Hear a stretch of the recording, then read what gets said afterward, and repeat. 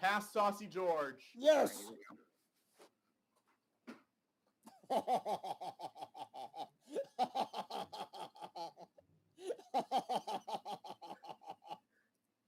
I'm gonna be honest with you guys. I had applesauce for dinner and I forgot that this was a thing. I would have saved it. Wait, did you actually have applesauce for dinner? Yes. All three of us had applesauce for dinner? That, by the way, is the only dinner I've had tonight. Oh no, Watto. Watto. Oh. You just the trio of saucy boys. Two of us diabetic. Yes, Watto, easy. Oh boy. That is an empty mott. As an empty mott. And Emily saying should have pre-opened the Watto sauce package. Yeah. Hindsight is 2020. We're not Emily. all wearing prescription Lucasfilm Real D glasses.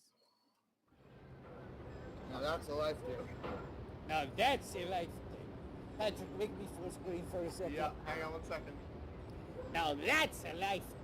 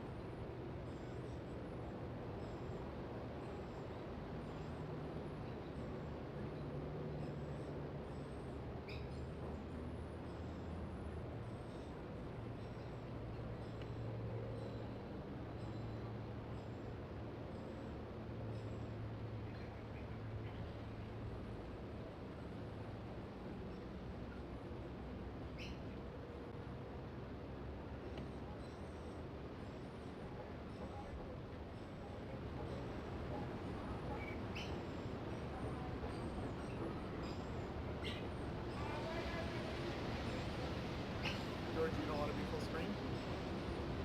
What? You don't want to be full Yeah. screen? Okay. Yeah. Now that's a life day. Patrick, make me full screen again. Now that's your life day. Now that's a life day.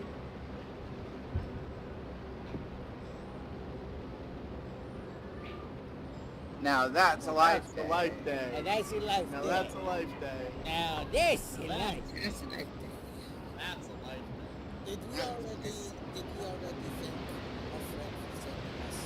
Yes, our friend Rio K Pins made some great GLTS pins you can get, and they will donate all of the proceeds to Feeding America.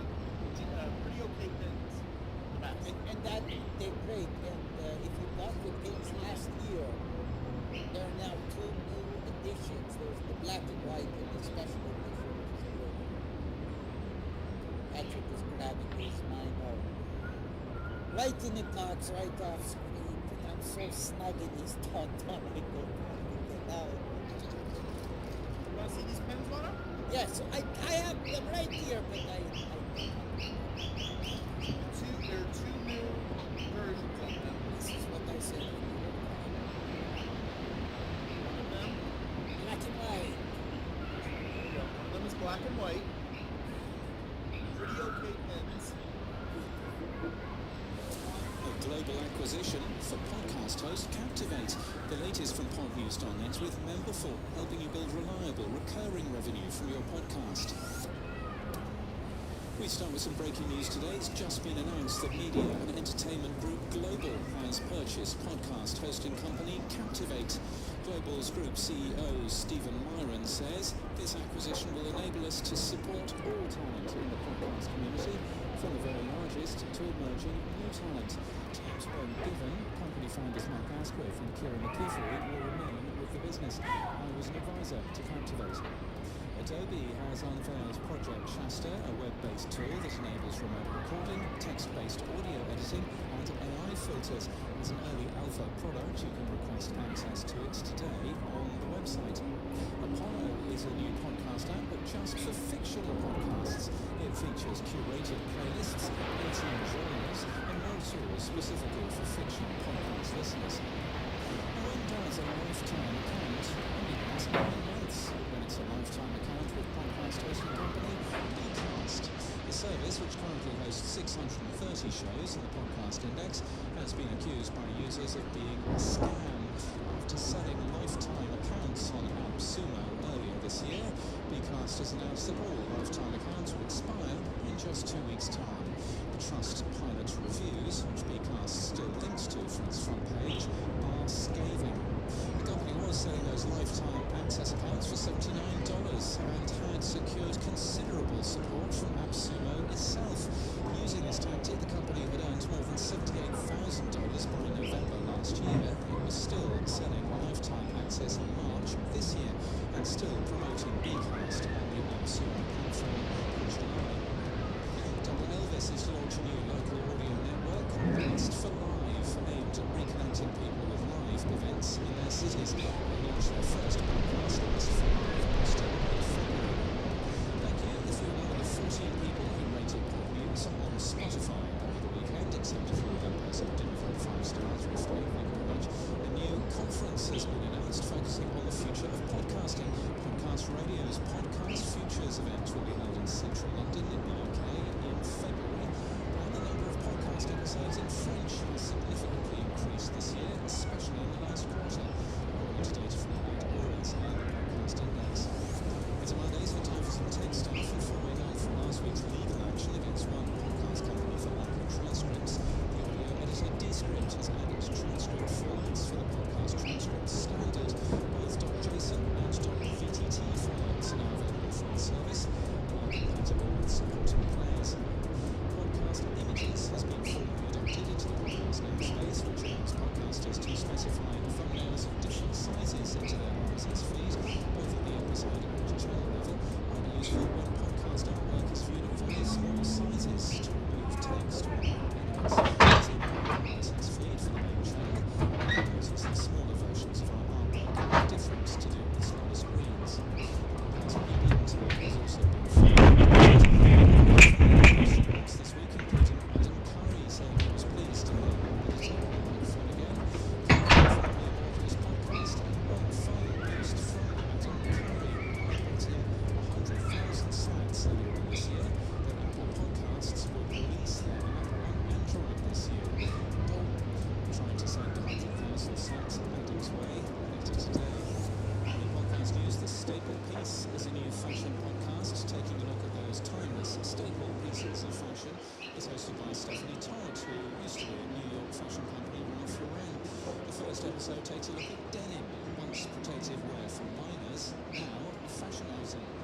And Podcasting 2.0 this week features an interview with Jason and Joseph from podcast app Podcast Guru. This podcast is brought to you with Memberful. It's the easiest way to sell memberships to your audience. It's used by the biggest creators around the web. If you're looking to add membership to your existing podcast, you want a solution that works with your existing technology. Yeah, you don't even have to change your hosting program. You can launch a new revenue stream without rebuilding your entire tech stack. It allows you to have full control and ownership of your audience, your brand, and your membership. And payments go directly to your own Stripe account. You can get started for free today, if you wish. There's no credit card required. Find out more at memberful.com. That's memberful.com. And that's the latest from our daily newsletter at popnews.net.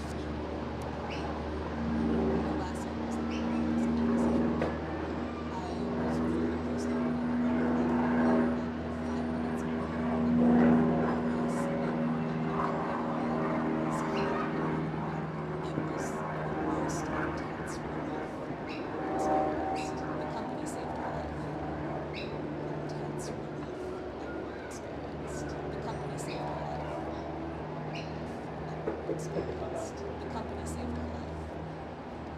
I think the message to other business owners is the call. We used to, but we shouldn't be used to it, because it's different now. It's more of your social responsibility. Everyone does need to come together businesses, governments, everyone to create real systemic change.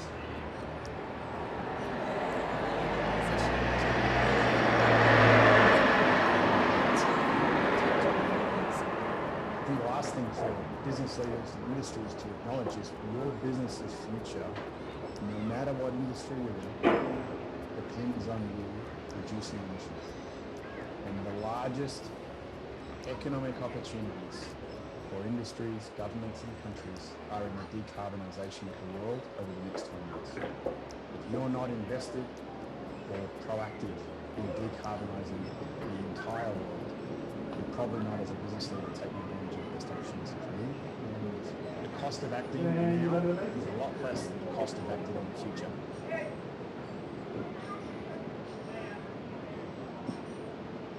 That said, I want to begin with some serious news out of the state of Georgia, where a modern-day slavery ring was broken up.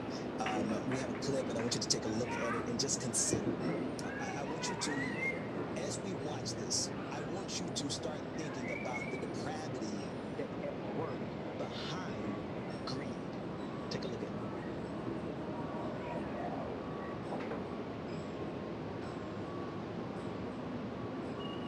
Indicted after the feds busted what they call a modern-day slavery ring as part of a years-long investigation called Operation.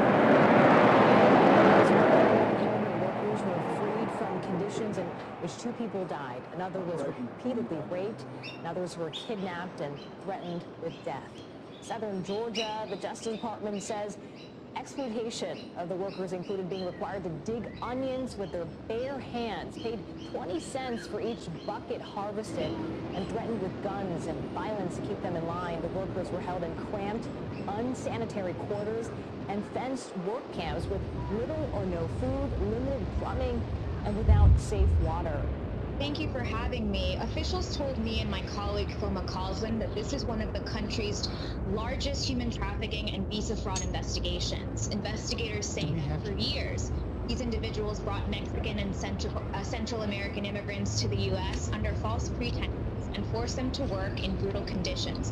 And as you said, 2 people allegedly died under those conditions and others faced violence and threats of violence.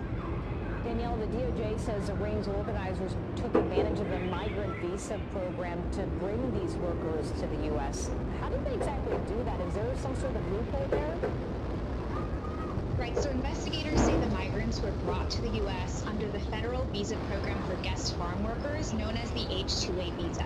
So last year, an NBC News investigation that I was a part of found that as this program has grown, it's left more guest workers vulnerable to abuses. So while federal laws are supposed to ensure decent working conditions, guest workers themselves and advocates say victims are reluctant to speak out about abuses when the employers are in charge of their housing, transportation, pay, and of course ability to stay in the U.S.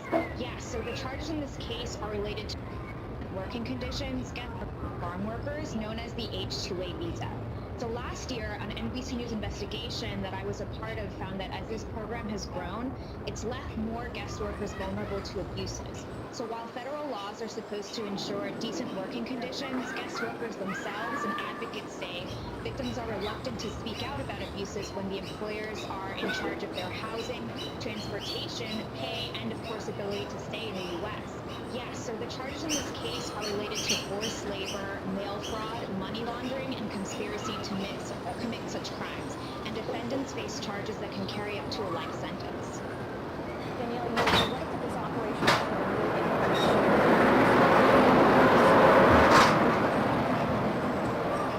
Right, so ICE said this investigation shows a shift to a focus on cracking down on bad employers who are exploiting people.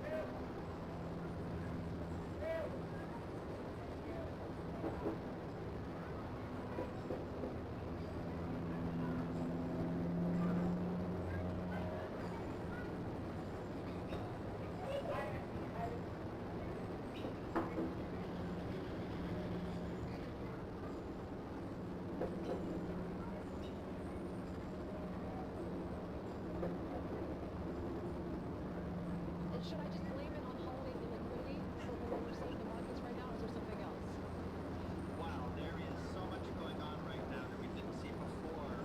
December's the traditional season when strategists write their outlook for the following year in the early part of December, and then hope to take the latter part of December off. But I think probably there'll have to be some rewriting this year.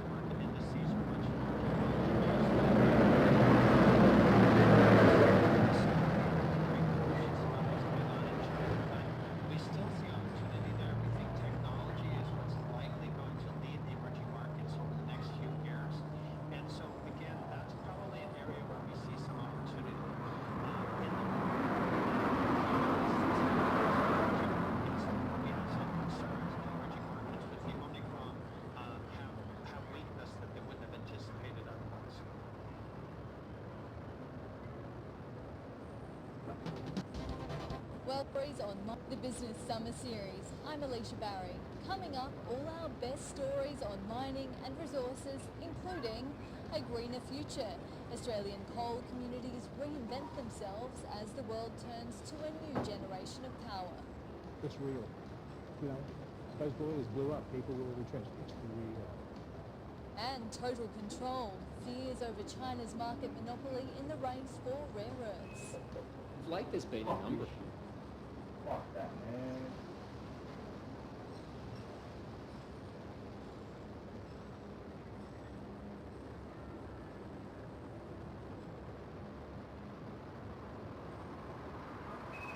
Magellan the Explorer was speared to death in the Philippines exactly 500 years ago.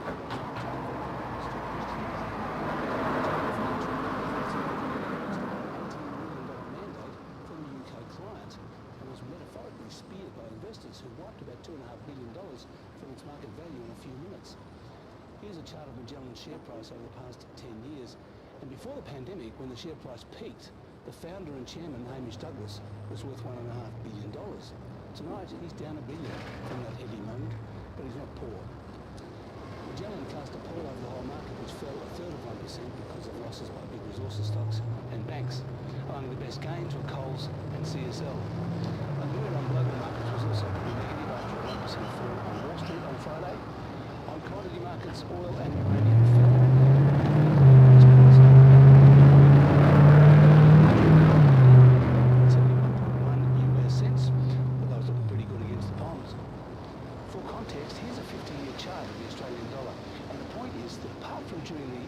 Financial crisis of the late 1990s when it fell below 50 cents and the post-GFC commodities boom when it got to $1.10, the Aussie has traded between 65 and 80 since the float. And it's currently right in the middle of that. And that's finance.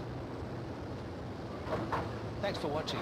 You can check out more finance news by clicking there, and don't forget to click subscribe down there to get all the latest updates from ABC News.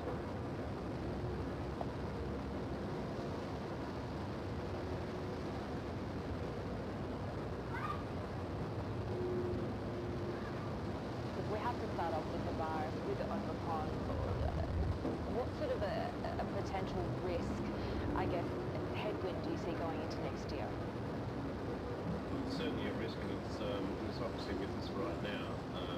One of our outlook that we published back in November suggested that the outlook for the Australian economy and also earnings growth is going to be quite strong, but we did identify a risk, which was the virus. But clearly right now, I mean, that is an issue, it needs to be addressed, and needs to be, and we need to know a bit more about it. The pleasing part, I guess, if there is a pleasing part at this point, is that there are indications that the virus itself is not as severe, and it's something that we need to be dealing with going forward. So should that be the case, and we get through it relatively unscathed, and what I mean by that is that hospitalisation rates and deaths are actually very low, that would be, on balance, a very good thing. And we will see a rebound, as we predicted, into 2022. Because the base case for some of the sectors that you're positive about, the reopening trades, really leisure, hospitality, travel, does seem to assume that we won't be returning to lockdown. Yeah, I think that is true. Certainly, I think in Australia we are in a far better position than other places around the world. We are one of the most heaviest vaccinated nations globally. And we're also advancing our booster shots as we speak, so again that is a positive as well.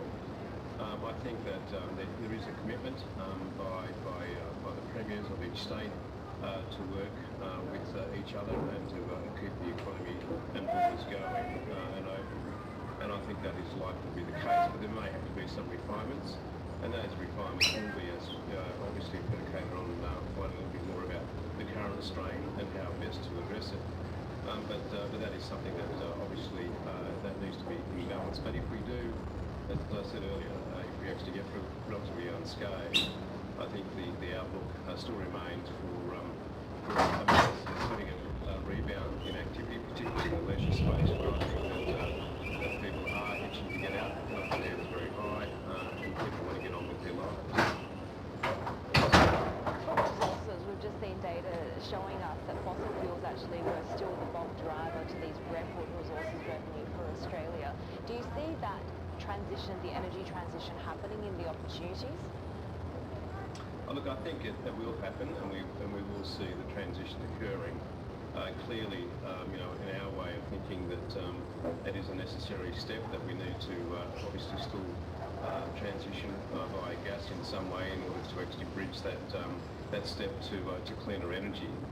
We are seeing a significant amount of investment in cleaner energy technologies, and clearly Australia is one of those beneficiaries of that as well, because we are a major supplier of the enablers, if you like, from a metals perspective, to ensure that does occur. So the likes of rare earths, for instance, lithium, nickel, copper are all very necessary in order to actually take that final step in order to deliver cleaner energy going forward. But there will be a transition, and we are experiencing that as well. This is where the best mattresses and ensembles in South Australia are made, at Elite Bedding Company. Yes, at Elite you get top quality, craftsman constructed orthopedic mattresses and ensembles at the lowest possible price, because there's no middleman markup. So if it's orthopedic mattresses or ensembles, brass beds, quilts, sheets or pillows, they're all at Elite's one-stop bedding shop. Elite Bedding Company, 763 Port Road, Woodford. As a fresh wave of COVID-19 washes across Europe, British Prime Minister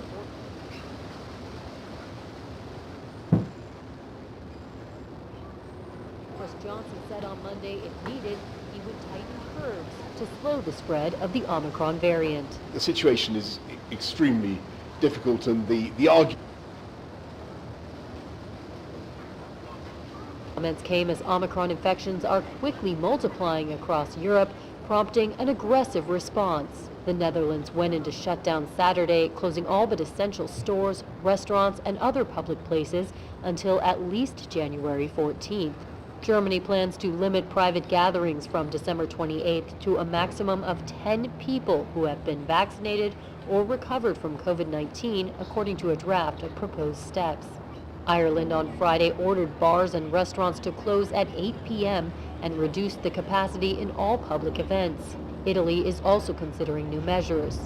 The World Health Organization warned Omicron should not be underestimated. There is now consistent evidence that Omicron is spreading significantly faster than the Delta variant.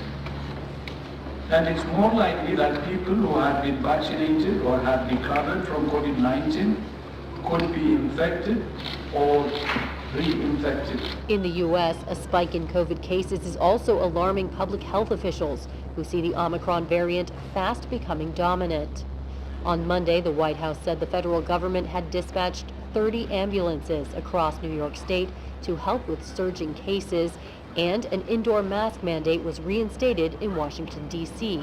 On Tuesday, U.S. President Joe Biden will address the nation about the variant and plans to control what's expected to be a coming wave of cases.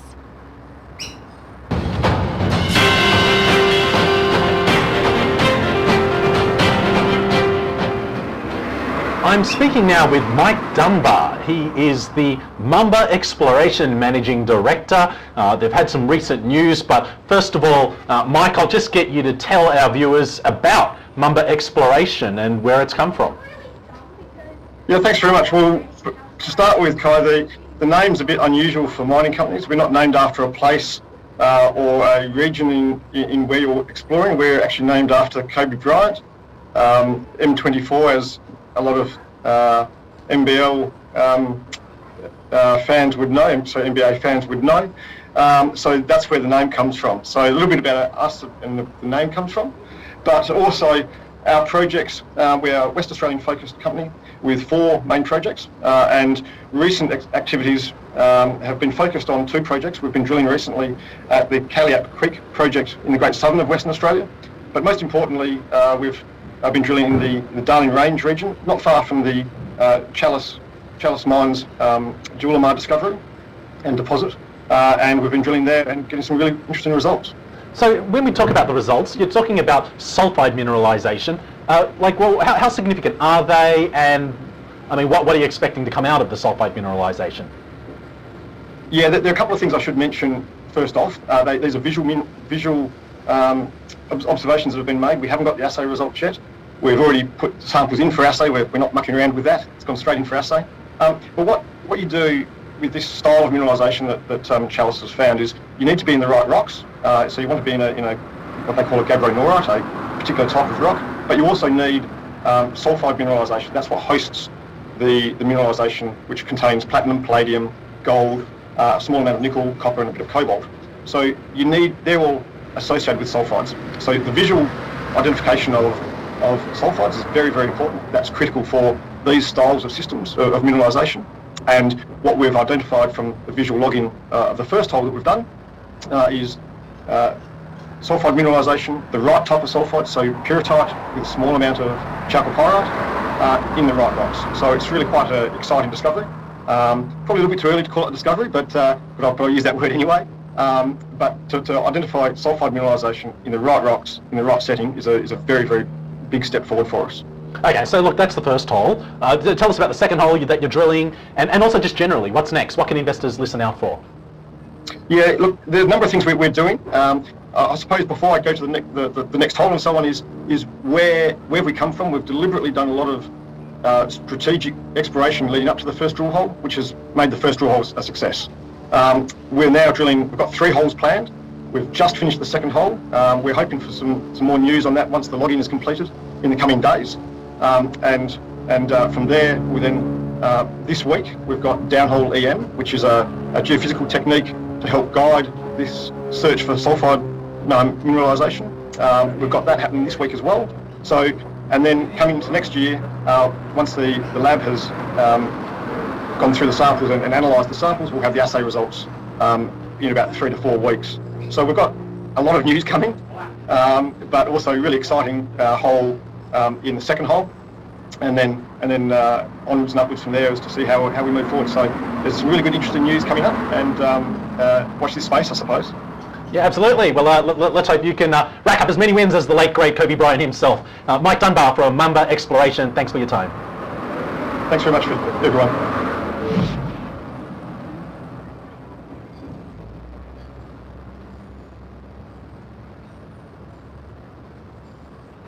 The Gulf, the lira just saw 25%, the biggest one-day gain since at least 2010. So what really drove this? Does that mean this is a turning point in terms of a bottom that we've seen for the currency? Well, as you played, Heidi, it was very much about Erdogan. He had helped to set off the extreme drop that we saw in the lira leading up to the overnight action, and that was because he was saying that he was committed to ever lower interest rates because that was what the economy needed, and he didn't mind if that ended up leading to a weaker currency. So he turned that around overnight and said, hey, actually, we are a bit concerned if the currency gets so weak that it hurts Turkish retail investors, hurts Turkish households. So he instituted some measures which will help to address that. And those measures came out after Turkish markets had closed. So foreign investors who had been very, very strongly betting on lira declines and helped to drive it so low, a lot of them bailed at the sight of Erdogan coming along, especially amid thin liquidity. So that sets up a very interesting open when Istanbul traders get in later on this afternoon in our time. Yeah, Garfield, it begs the question, I mean, does this get us a step closer to where markets need, at least as far as that sort of paradigm is concerned, and we're almost looking at 2 separate paradigms, how to achieve the certain, the same objective of currency stability and inflation. Does that get markets closer to that as far as that's concerned, and really aligning markets and where the government wants this to be? Well, I think it's the potential that it does that. There's, as I said, a lot of foreigners headed for the exits. We've now got thin liquidity running into Christmas. There were also already signs that Japanese retail investors, for example, had started staying away from the lira. They had been very interested in it for a while, which would help to boost some of the volatility going on. So having had this sort of blow off top and then the collapse back down for the dollar lira rate, there's at least the potential that you'll get a little bit of space for other issues, to play a role and for some level of stability to come along. A lot depends, as ever, on Erdogan and exactly how stable his attitude is and how clear he makes it about what he wants to see go on with the lira.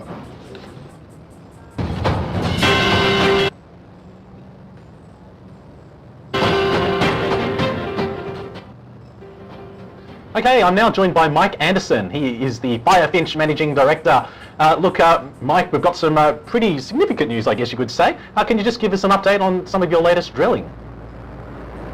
Yes, so Morilla keeps delivering for us. We've come up with a new high-grade zone on the eastern side of the deposit and the super pit there that's given us some fantastic news ahead of Christmas and going into the new year. The drilling that we have been doing over the last few months has delivered some previous high-grade intersections, but perhaps in areas that we might have expected them, whereas I guess the highlight here is at 5 meters at 30 grams per ton in an area that historically had been considered outside of the known mineralization with truncation by faulting or shearing. I think this has changed the perspective that we now take into our future drilling, knowing that we've yet to find everything that Morilla has to offer up to us. So yeah, pretty exciting stuff. It just goes to show you, until you get the drills in the ground, you never know, right?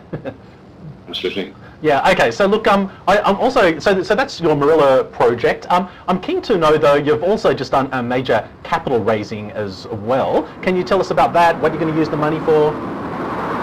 Sure. Look, a lot of our focus in 2021 has been to set ourselves up for 2022, and having considered all the available options, the board committed to this equity raise to create this certainty that both Morilla and Wilhelmina will enjoy as we look to move to the demerger, which has been planned and flagged for quite some time. And this funding gives us everything that we need to complete our pre-stripping and preparation for mining at Morilla, which is the main prize for the gold side of the business. And by the time we get to the demerger and the listing of Leo Lithium in hopefully early Q2, both businesses will be set up to create the value that we genuinely believe is there. So all about the certainty, and hugely supported. Very, very pleased. This was largely an institutional raise. We had over 40 bids from both international and domestic institutions, which I think hopefully bodes well for their ongoing support and interest in both Firefinch and Leo Lithium. Okay, so Mike, just tell us a bit more about what investors can expect out of that demerger when it happens then. Well, we genuinely believe that the lithium business has suffered a little by being inside of Firefinch with its gold and lithium assets. If you look at the valuation that some of our pure lithium peers enjoy, the Wilhelmina project and the results that we published just a couple of weeks ago show that the project stands a comparison with some of those, but yet hasn't enjoyed the same valuation. We think the demerger will lead to a bit of unlocking of that value and reward our shareholders for their patience. On the gold side of the business, we've long since flagged the production ramp up from 50,000 ounces this year to over 100,000 ounces next year, and then on to 170,000 ounces 2023 and over 200,000 ounces in 2024. So both businesses, we genuinely believe, are on the brink of significant re-rating. I've gone on record many a time to say that I believe both these businesses are genuine billion-dollar businesses. Up to us to deliver on the production potential and on that valuation, but confident that we will. The funding and all the work that we're doing creates the platform for that to unfold. And whilst 2021 has been a great year for us, I genuinely believe that 2022 is going to be even better. Okay, well, look, Mike, we look forward to more updates from you in 2022. Firefinch Managing Director Mike Anderson, thank you very much for your time.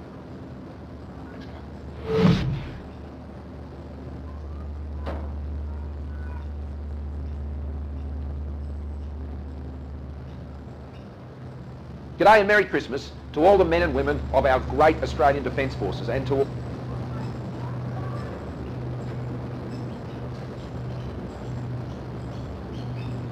G'day and Merry Christmas to all the men and women of our great Australian Defence Forces and to all of your families.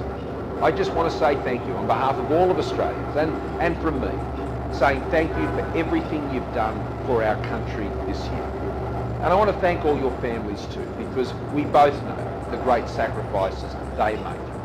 Australians, we are a people that really value our freedoms. We are a people with a light-hearted confidence and ease about our lives that we don't take anything for granted. We live at peace, we're accepting of our neighbours, we're confident, we're optimistic, we're looking forward. But I know that our freedoms and security requires those who protect us. Rely on men and women just like you, who quietly watch out for us each and every single day, ready to drop everything at a moment's notice and risk everything. I want to thank you for doing that each and every day. I was reminded of this when I visited Camp Baird in the UAE when I returned to Australia recently. Reminded of this when I visited Camp Baird in the UAE when I returned to Australia recently. Reminded of this when I visited Camp Baird in the UAE when I returned to Australia recently. Reminded of this when I visited Camp Baird in the UAE when I returned to Australia recently. Reminded of this, everything. I want to thank you every single day. Ready to drop everything at a moment's notice, risk everything. I want to thank you for doing that each and every day. I was reminded of this when I visited Camp Baird in the UAE when I returned to Australia recently. And I was there to thank those who were involved in the evacuation of 4,100 desperate people from Kabul, 32 flights. One of Australia's proudest moments, evacuations surrounded by danger. Most of those evacuated only brought with them the clothes on their back.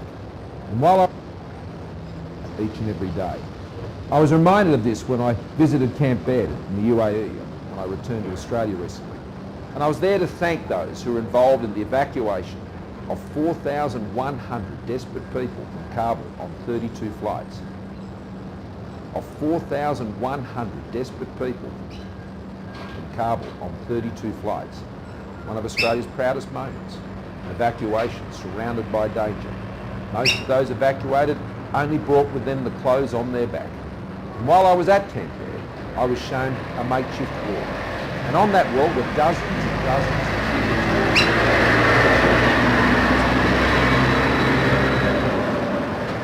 of only brought with them the clothes on their back. And while I was at Camp Baird, I was shown a makeshift wall. And on that wall were dozens and dozens of children's drawings from the children who were on those planes.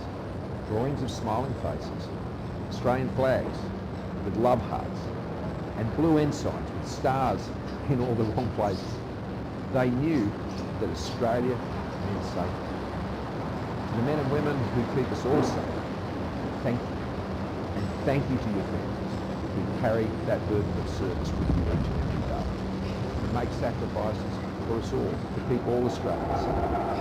And we're very grateful. So wherever you are, whether you're here in Australia, whether you're at sea or you're overseas, I just want to wish you, me and my family, to you a very Merry Christmas. And I just want to wish you, me and my family, to you a very Merry Christmas. Me and my family. And wherever you are, I pray it will be a day of joy. And wherever you are, I pray it will be a day of joy. And wherever you are, I pray it will be a day of joy. And wherever you are, I pray it will be a day of joy.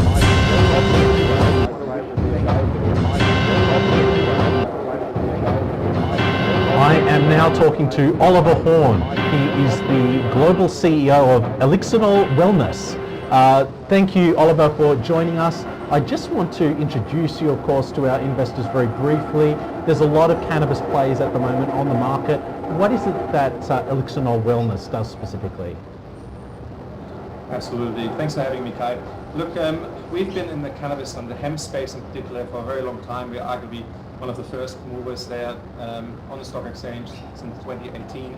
And our difference is really that we're focusing on the CPG part of the CBD space, so the real building consumer goods and consumer brands in the CBD space, particularly with a focus on the US, where we are having our base in Colorado, one of the leading brands in the US. But then the second part of our business, which is a very big differentiator to other cannabis brands, is also got hemp foods business, and that is Hemp Foods Australia, established in 1999.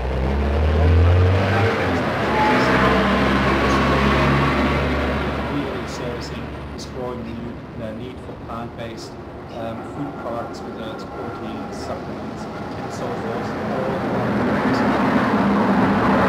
Before we talk about Australia and the US, as you mentioned, you've just had a major announcement with the UK, with British cannabis. Can you just tell us why that's important and what it is? Absolutely. Look, over the last year and a half, we've been transforming our business really, and that transformation means a capital light model that is focused on driving revenue and profitability in a very aggressive way. And this step is a massive step towards it. We had a direct operations in the UK, built a significant footprint and distribution in the UK, but it wasn't really cost effective for us as we're striving towards profitability. And we've been negotiating and scanning the market for a while now to move to an indirect licensing model, and we're so pleased to announce that we're working now and partnering with the biggest and most established British cannabis producer, British Cannabis is their name,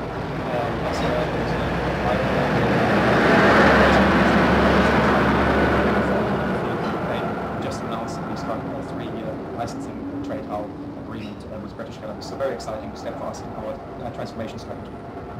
so obviously, especially since you did have you have had such a wide UK distribution, it certainly will help the profitability. So what are you going to do with that profitability now that improved financial picture? What are you going to do?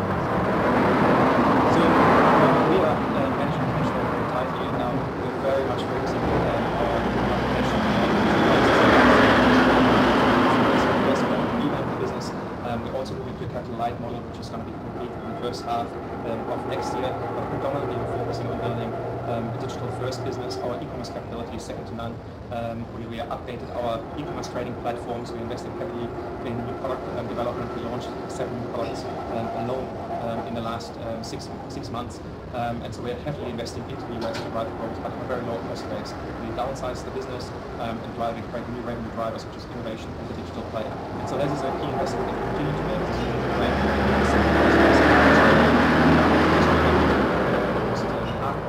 Now, and really well positioned in this consumer space, which is looking for plant-based nutrition solutions. And next year will really be an exciting year for us. Almost half of our revenues now, and really well positioned in this consumer space, which is looking for plant-based nutrition solutions.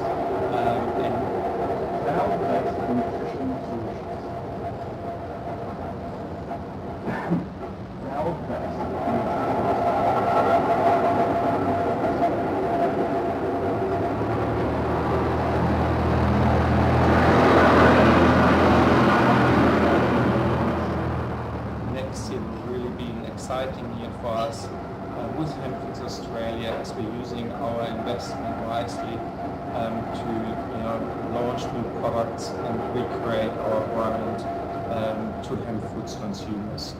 So that's something that's going to improve profitability. So with the savings from that, what are you going to be investing in instead, Oliver?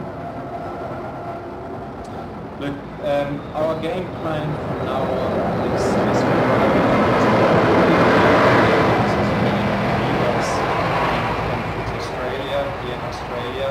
in the US, we're heavily investing in building our new digital capability, which we have been over the course of the last year. We accelerated that with a new platform just launched in October.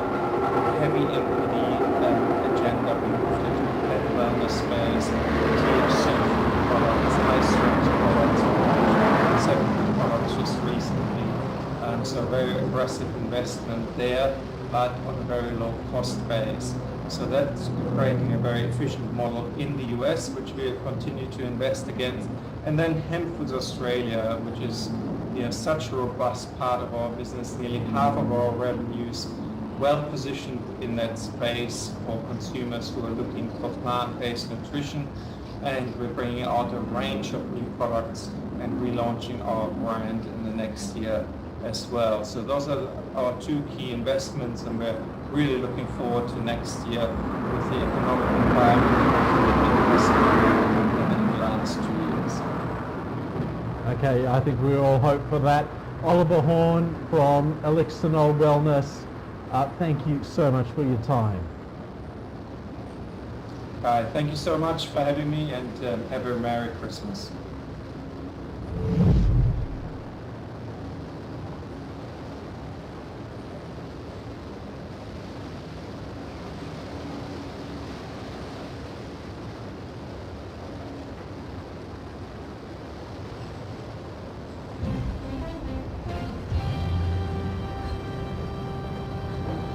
Good evening, I'm Judy Woodruff. Infections spike and more schools and businesses close as hospitals brace for a wave of patients from the Omicron variant. Then, high stakes. Democratic Senator Joe Manchin deals a blow to the White House, saying no to President Biden's main social priority. What's next for the president's agenda? And reflecting on a legacy, Dr. Francis Collins discusses his long career as he leads the top job at the National Institutes of Health, especially combating COVID and mapping the human genome. Well, it's written language We're still trying to figure out how to read out these things. So the work on the human genome will be going on for a while. All that and more on tonight's PBS NewsHour.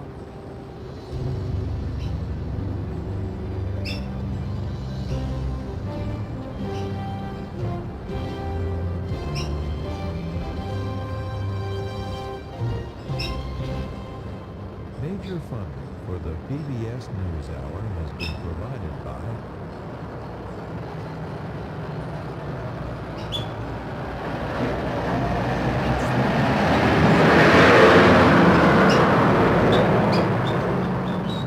The reminders of what's important.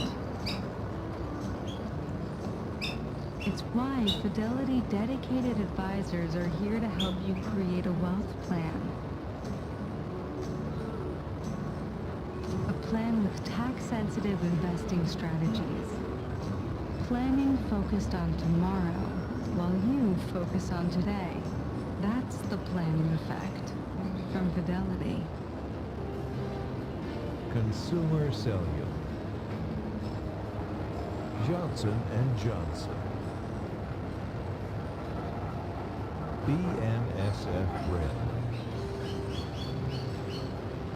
financial services firm Raymond James, the William and Flora Hewlett Foundation, for more than 50 years advancing ideas and supporting institutions to promote a better world at hewlett.org. The Chan Zuckerberg Initiative, working to build a more healthy, just, and inclusive future for everyone at czi.org. And with the ongoing support of these individuals and institutions.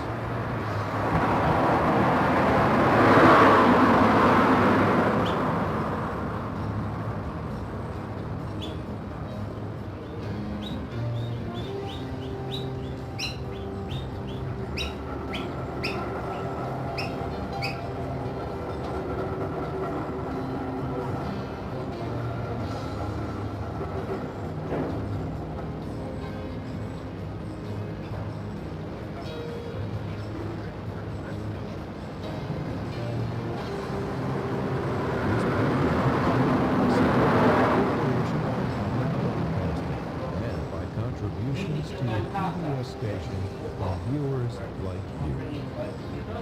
Thank you. Crises in public health and public policy dominate the news tonight. The furious spread of COVID-19 Omicron variant has hospitals straining to keep up, and the near collapse of the Build Back Better package as the White House and Democrats straining to find a new solution. First,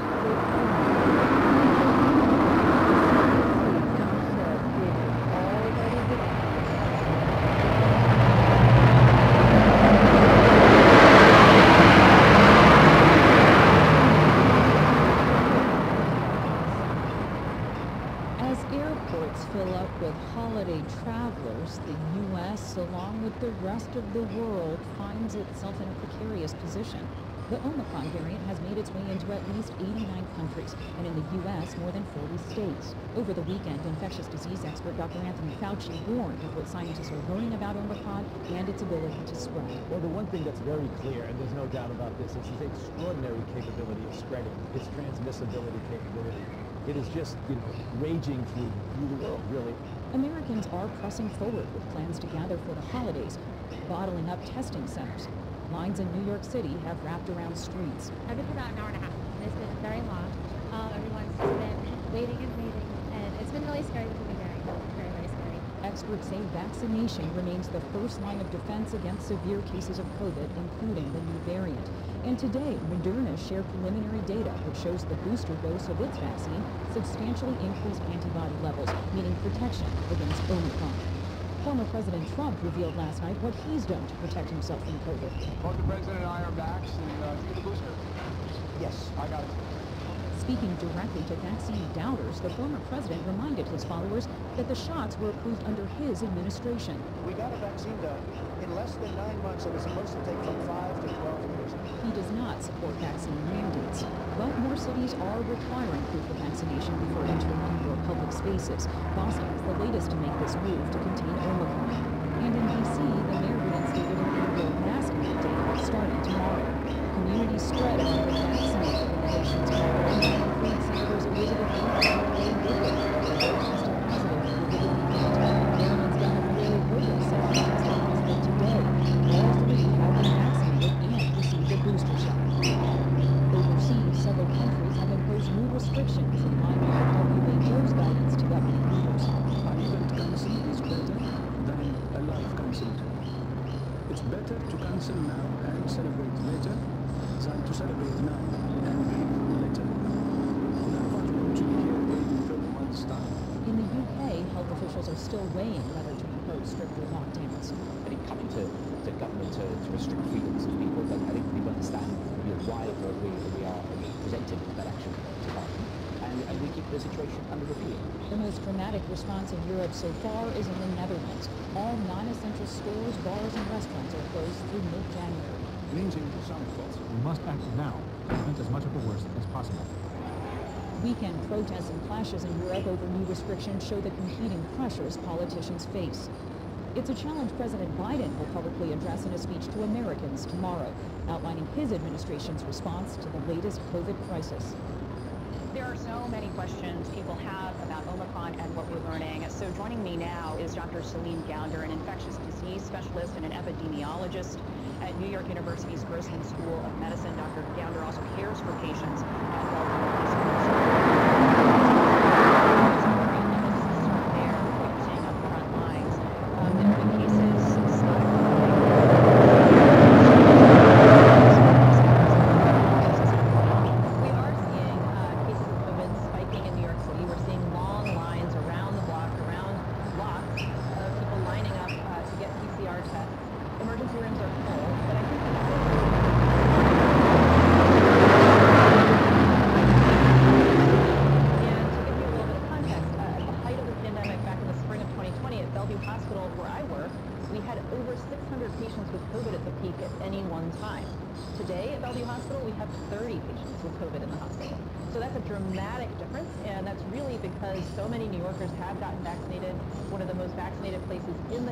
Over 70% of people in New York City have gotten fully vaccinated.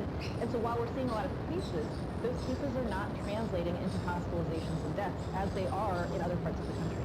Is part of that because preliminary data shows that Omicron may not be as severe as the Delta and other variants? It's not clear that that's really what's driving this. Data out of the UK suggests that Omicron may be just as virulent as prior variants. And remember, many of the COVID cases we're seeing are still related to Delta, and yet we're not seeing these spikes in hospitalizations, overwhelmed hospitals in terms of hospitalizations, people requiring ventilation, needing to be in the ICU. We're not seeing that here, and that's really because people are, by and large, vaccinated. And so, again, the message is get vaccinated, get boosted, and that is what will keep you safe. Now, when it comes to testing, I just got back from New York City myself, and I was hearing about people waiting for hours in line for testing. Rapid tests are no longer coming back rapidly because of the spike in demand. To efficiently and effectively test mass numbers of people. One of the challenges, Stephanie, has been waxing and waning demand for testing over the course of the pandemic. Unfortunately, much of this demand has spiked around maybe certain cases or around the holidays, but has not been incorporated as a routine behavior for people that they get tested, say, once a week or just before they hang out with friends at a bar on the weekend. And that's really what it would take to have a reliable demand that manufacturers can plan for, that they can set up supply chains for. And one of the other challenges is really just having enough of the raw materials to make tests. So those are some of the bottlenecks we're dealing with. What do you think the Biden administration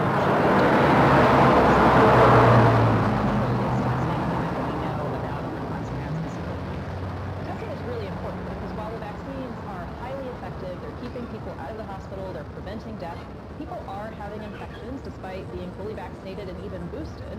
And so in order to prevent further transmission, we really do need to layer other interventions.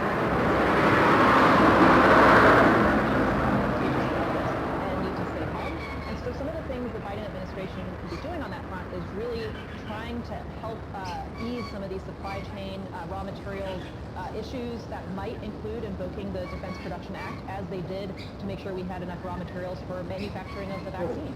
Some of the other things they could do is also make use of other types of testing technologies in certain settings. So for example, pooled saliva PCR testing in workplaces and schools so that you free up those individual rapid tests for use in other places.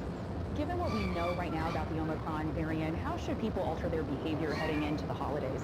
In addition to getting fully vaccinated and boosted, think about this in terms of winter layers. Wear a mask, socialize outdoors as much as is possible, optimize your indoor ventilation and air filtration by opening doors and windows and placing HEPA air filtration units around the home, and use rapid testing to identify who might be contagious and who should not be joining the family and friends in celebrating that day.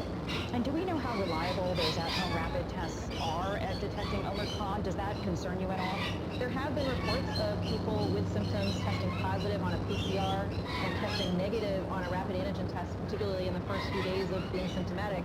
The FDA is looking into this. Emory University has been assisting with testing in their lab, and we hope to have some answers on that soon. It's what we have for now. Dr. Celine Gounder with NYU's Grossman School of Medicine. Thank you so much and happy holidays. Happy holidays.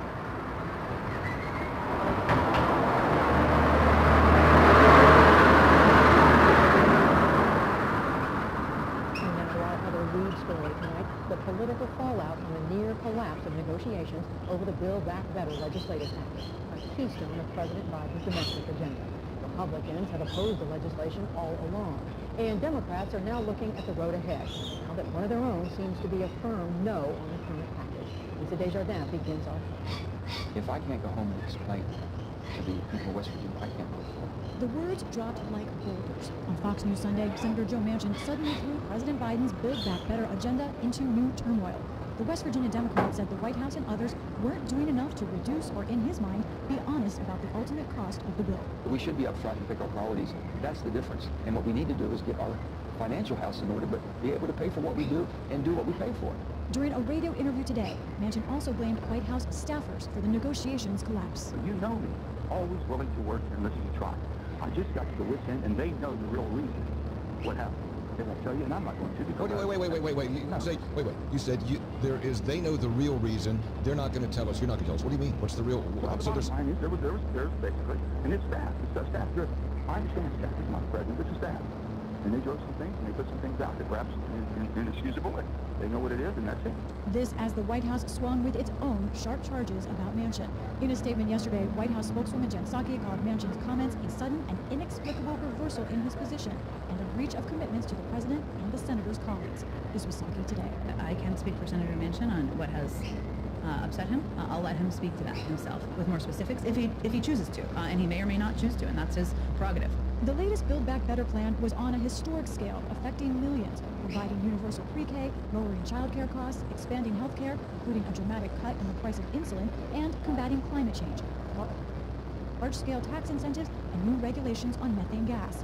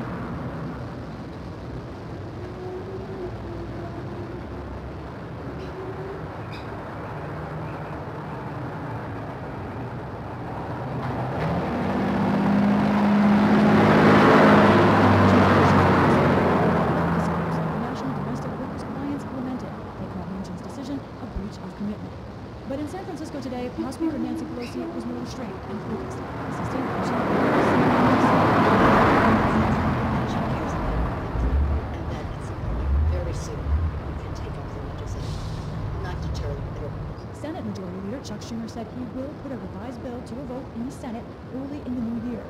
Senators of the chamber will keep voting on it until we get something done. And Lisa joins me now, along with our White House correspondent, Yamiche Alcindor. And a note, because of fast-changing information about COVID and the Omicron variant, we're answering guests and our own correspondents remotely. So hello to both of you. And Lisa, I'm going to start with you. Two big questions. How did this happen and what does it mean? Well, there was a breakdown in talks clearly between the White House and Senator Manchin over the last couple of weeks. I believe some of that has to do with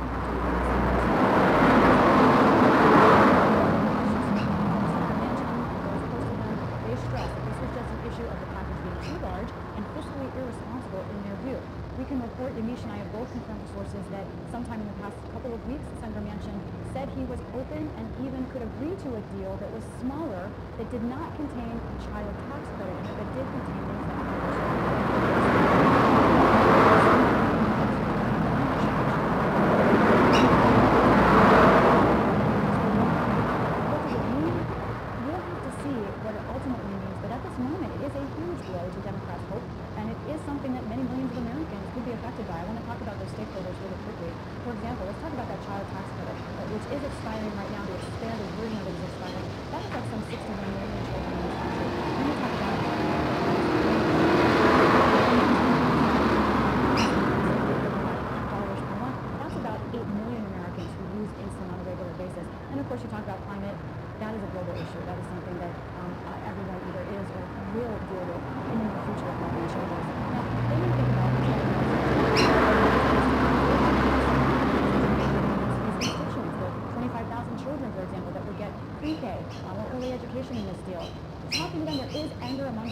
and Democrats in West Virginia at Joe Manchin and his closest allies, but there's others who say, listen, we just don't trust government. We think this deal was too big, and whatever the details were about how it affects my family, we just think it was too big, and that's where Joe Manchin ended up.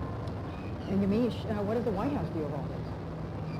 Well, Judy, the White House and President Biden have felt really blindsided by Senator Joe Manchin coming out and saying that he's not going to support the Build Back Better Act. The president personally signed off on a statement that was released by the White House press secretary. He does that for a lot of statements, but this one was really a rare statement because it was lengthy and it was biting, and it really did go after Senator Manchin. It said that he was someone who was going to have to explain to his constituents why they did not get some of the benefits that they badly need. Also, I want to put up this statement. They essentially said that Senator Manchin promised to continue conversations in the days ahead, and then they said, quote, his comments on Fox, a written statement indicated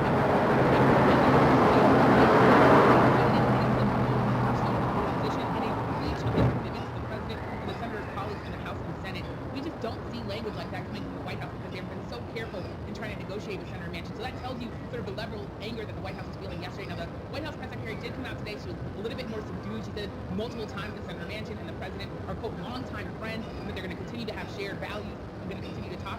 The other thing to note, though, is that this is really coming at a time when the White House is already facing pressure about who has the power, really, in Washington. I want to play for folks this exchange between the Vice President, Kamala Harris, and a host from Comedy Central who specifically asked her who is president, President Joe Biden or Senator Manchin. So who's the real president of this country? Is it Joe Manchin or Joe Biden, Madam Vice President? Come on, Charlamagne. It's Joe Biden. I can't tell sometimes. No. It's Joe Biden. And don't start talking like a Republican about asking whether or not he's president. Do you think everything she did was legal? And then he tries to break away. And consciously, she thought she was doing the right thing. Not to right and cause his own death, unfortunately. That goes in a cold hard facts the evidence. Killing of Daunte Wright sparked protests and added to a national outcry over racial justice.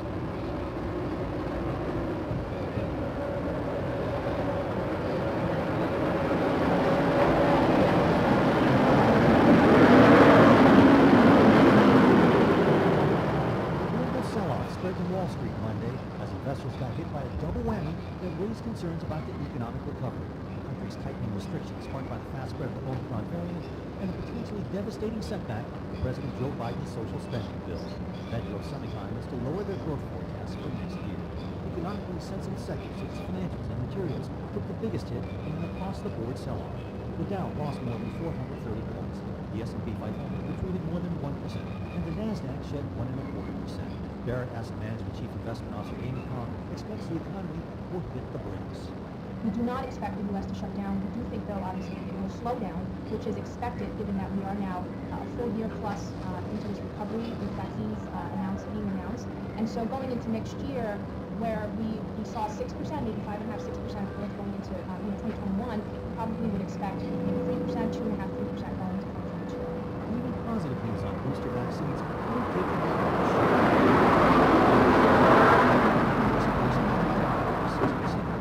drug leader said Abbott has shown its COVID-19 booster shot. It's the most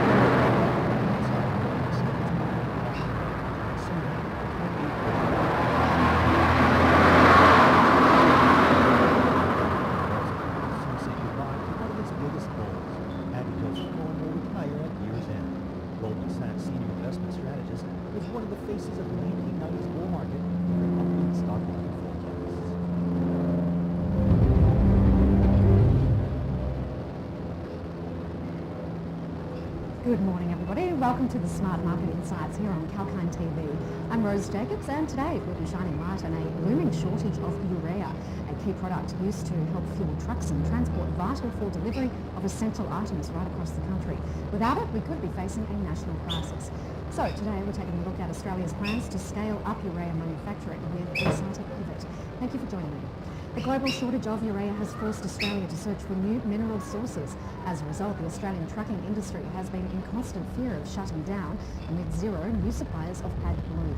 Last week, the Australian federal government announced that it had approached Middle Eastern countries for help, urging businesses to avoid stockpiling AdBlue stocks, an essential fluid to reduce pollution from diesel engines. Indonesia has offered to provide 5,000 tonnes of refined urea in January, enough to make around 1 month's worth of AdBlue, Trade Minister Dan Tehan said on Monday. He added shipping companies would prioritise the loading of urea and AdBlue that are already on their way to Australia. In addition, worsening logistics conditions are predicted to see relief as the federal government has struck a deal with fertiliser manufacturer Insitek Pivot to increase the local production of urea significantly. The company will design and scale up manufacturing significant quantities of technical grade urea for the domestic market. Last month, Insitek had announced plans to halt its manufacturing operations in Brisbane by the end of financial year 22, which supplies almost 10% of the Australian AdBlue market. However, Australia has been warned not to rely on only one plant for producing urea. Under the agreement, Insitek Pivot will scale up manufacturing of technical grade granular urea, or TGU, a critical component of diesel exhaust fluid known as AdBlue, Federal Energy Minister Angus Taylor said in a statement. Diesel exhaust fluid is made from urea and is used to curb nitrogen oxides emissions. Taylor said Australia currently has adequate stocks of AdBlue on hand, but this agreement will enable supply of an AdBlue product to domestic manufacturers to ensure current supply chain disruptions don't impact on Australian businesses.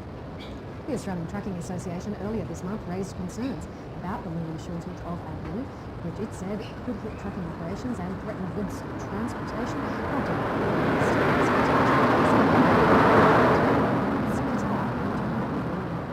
Let's take a very short break and we'll be back in just a moment. Welcome back, I'm Rose Jacobs and you're watching Smart Market Updates. Still on news of urea shortages, and it's predicted the ramping up of TGU production by Insitek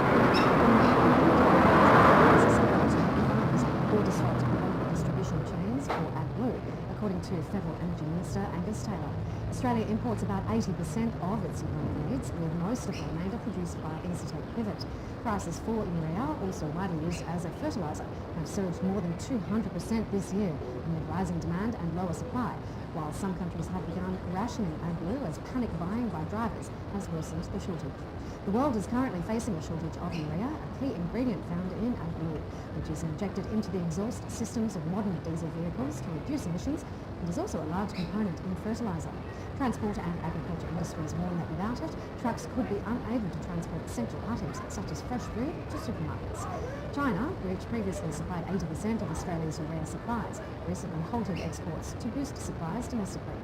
In a statement, the company said it had committed to undertake a manufacturing assessment to produce technical grade urea and expand AdBlue production at its Gibson Island plant in Brisbane.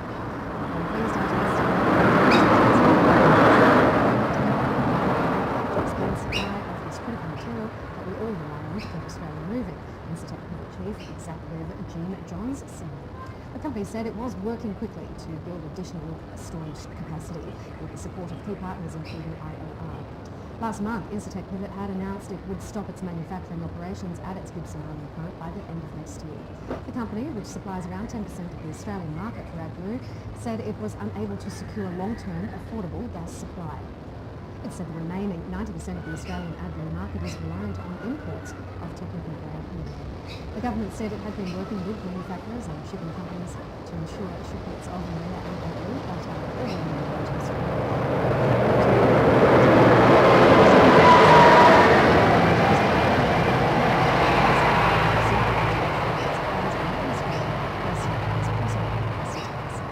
That's it for now. Stay tuned for more Calkine updates right throughout the day. I'm Rose Jacobs. Thanks for joining me. Hi, I'm Max Badger. This is Report 90 Days Straight. Good morning. Good morning. Significant updates from you this morning. This deal here with Cydelic for the use of wearables. Tell us a bit more about it. Yeah, so this arrangement with Cydelic, they're an innovative group out of Seattle, USA. They've been working on building hardware for remote monitoring of physiological measures, things like heart rate, EEG, skin temperature, and also the software that pulls all of that data together from multiple devices so we can make sense of it in real time. And what we're looking to do is apply their technology to our psychometric assisted therapy trial to enrich the data that we're collecting from patients undergoing this treatment, so we can get a better sense of how they're doing before, and importantly during this treatment session, and of course afterwards, and help enrich the insights we can get on their safety and efficacy of these programs. Just remind us, Michael, about that trial. It's a phase 2B PTSD trial. That's right. It's one we've been preparing for a while now. It will allow us to give MDMA-assisted therapy to patients with treatment-resistant post-traumatic stress disorder. So this is a really severe, debilitating condition, and great phase 3 trials around the world, including one that was recently completed in the US, have shown that MDMA-assisted therapy, when given in the hands of a skilled therapist, can have a dramatic improvement. In fact, can be curative for up to 2/3 of the patients that take this treatment, which is an incredible result. And so we're really eager to see if we can get this program up and running in Australia. And devices like Cydelic will help us track the safety of our participants and hopefully allow us to come up with a scalable way so that we can have these treatments run not just at our clinics but elsewhere around Australia, and really rapidly make these treatments available to patients who can benefit most. Just how common is remote patient monitoring when it comes to MDMA-assisted therapy? Yeah, that's a great question. It's almost never been done. In our conversations with MAPS, it's something that we're really, really eager to do. The previous trials have videographed participants. There's some monitoring that goes on, but often you're taking a patient through a distressing experience that can happen. These sessions can run 8 to 12 hours long. And so, we're really looking for ways we can support therapists, support the clinicians, understand the physiological changes that do happen, the ones we need to be concerned about, the ones we don't. And of course, we're also interested to make sure we can see a durable long-term benefit, and do that not just through, say, questionnaires, but something objective, like a measurement of somebody's activity in SLIM. And if we can see those things improve, it makes a stronger case for the appropriateness of this treatment, its safety, and of course its long-term benefit. And those are the kinds of things that we know that regulators need to see before they'll approve and register these treatments. And Michael, since you and I last spoke, we've had that TGA decision not to reschedule. What does this mean for Ameria? Yeah, look, it's a disappointing move from the TGA. As I've said publicly before, drugs like cocaine, amphetamine, opium are all Schedule 8 medications. So these are easily recognized as drugs that have been shown to have that was really the argument to be made in the TGA, that we can see from great research, MDMA and psilocybin, a controlled environment, given alongside therapy, has tremendous therapeutic potential. And so it's really about keeping things as Schedule 9 keeps things as they are, and it really means that we have to proceed with clinical studies like proposed. We have to enhance it with new data streams like what we're doing with Cydelic. And the real people who miss out actually are patients who may have had an easier time getting access to these treatments through compassionate access grounds. But look, I think we're on the right side of history. I think the TGA will eventually be persuaded by the great research that continues to be done in Australia and elsewhere, and the rescheduling will happen eventually. But in the meantime, all heads down on getting these trials up and running and helping out the patients who could benefit. And you've also had this update in the last couple of days revealing some positive animal data for EMD 003. This was a significant update for you. This was massive, yeah, and probably overshadowed a bit by the recent TJ announcement, to be fair. But I think it's a reminder of the incredible breadth, I think, of our company and all the different programs we've got running. So cannabinoid medicine is definitely an area that we've had the most expertise. As people remember, we've got a national network of clinics. We've seen more than 5,000 patients, and using the insights from that to advance some drug registration programs. The bit that we wanted to add to the mix that puts us really ahead of the pack is a differentiated CBD. This is highly refined CBD, which is accepted by the FDA, which is not the case for most plant-derived CBD. So it has the purity that we know the FDA would accept, and we were able to show through the animal studies that our drug had a higher bioavailability, which means more of it becomes available to have an effect in the bloodstream when given against an equivalent dose of the only other registered CBD medicine in the world. And so that was really great reassurance that we know that drug got registered, ours can outperform it potentially, and now we are really encouraged to take that forward to the final registration trials next year. Well, good to get an update from you. Michael, thanks very much. Thanks, Andrew. Thanks for your time. Cheers, mate.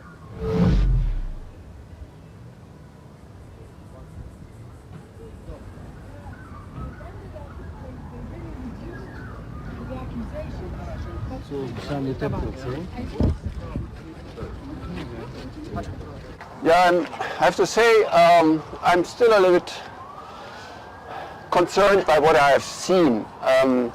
We're standing in front of the Salam family house, an old house, housing 11 people, 3 generations, 4 children, and they're being threatened by eviction in the next few days. And as I said, that is taking place before our eyes in the middle of the Christmas, in the middle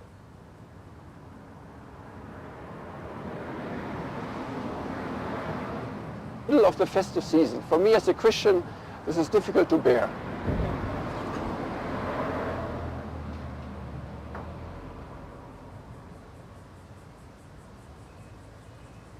This is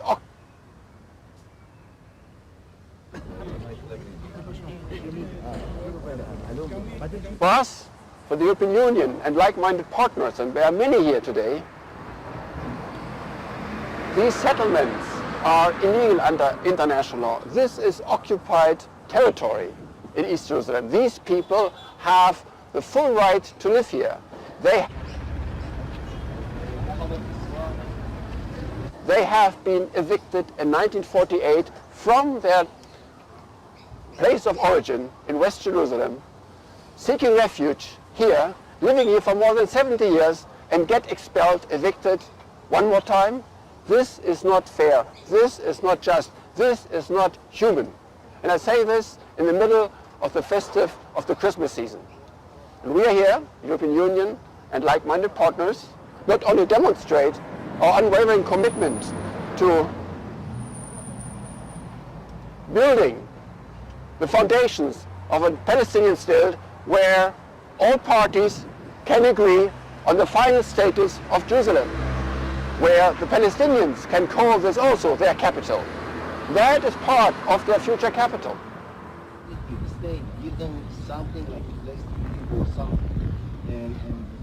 We cannot take this possibility away by simply expanding settlements in occupied territory. We cannot simply do this by evicting people, Palestinians who live here. So both from a political and from a legal point of view, but also from a humanitarian point of view, I'm appalled what I'm seeing here.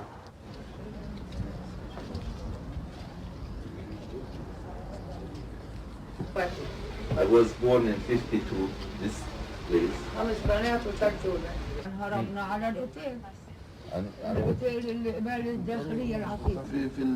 في العقود تبعتهم هاي الارض رقبتها انا بناشدهم فيه، يعني بناشدهم انه يساعدونا، يوقفوا معانا، انه يمنعوا بس القرار هذا انه احنا ما ننزت بالشارع. هذا هو اللي بدي إياه أنا بس. مش طالبة إشي تاني يعني، لا مصاري ولا غيره، بس أنا بدي أضلني بداري. لأنه هذا يعني حكومة ظالمة، هاي حكومة ظالمة يعني، حكومة ظالمة. يوم الجمعة ذبحونا وضربوني وضربوا بناتي وضربوني أنا. الشرطة. الذي هو ايضا يطلع على هذه المسألة.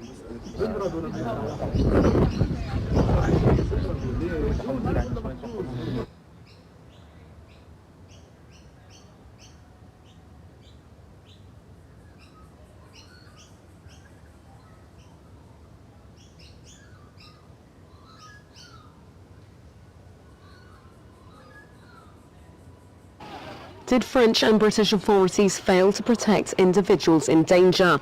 For Utopia 56, there is no doubt. The French NGO has filed a lawsuit for manslaughter against the English Channel Maritime Prefect and 2 other official bodies responsible for safety at sea in France.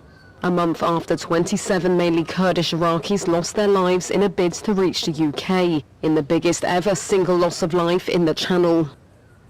Les migrants, les exilés, les réfugiés, nous les appelons comme ça. The migrants and refugees were trying to reach the British and French emergency services as the boat was sinking. Both services passed the buck. They didn't help people who were in danger. Ils n'ont pas porté secours à des personnes qui étaient en détresse. An investigation is underway on the French side. According to newspaper Le Monde, detailed extracts of phone bills showing calls made to emergency services by the police have come to light. The only 2 survivors told Kurdish media they called emergency services in vain as soon as the boat's motor broke down. Eventually, a French fishing boat raised the alarm, but it was already too late. What is really shocking is that it took so much time to track them down, and I would dare to say that it was thanks to the French fishing boat from 2 p.m. and that's when the rescue was officially registered. The French Maritime Prefect confirmed they had no idea about the boat's cause of distress to have launched a rescue operation in time.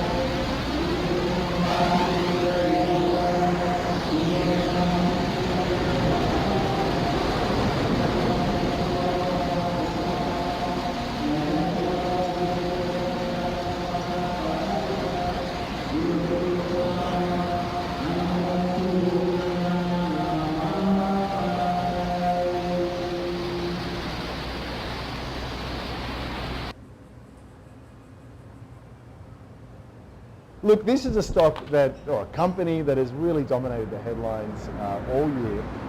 There's no news out today, although I thought it might be a little bit noteworthy because it has been a continued low. The stock I'm talking about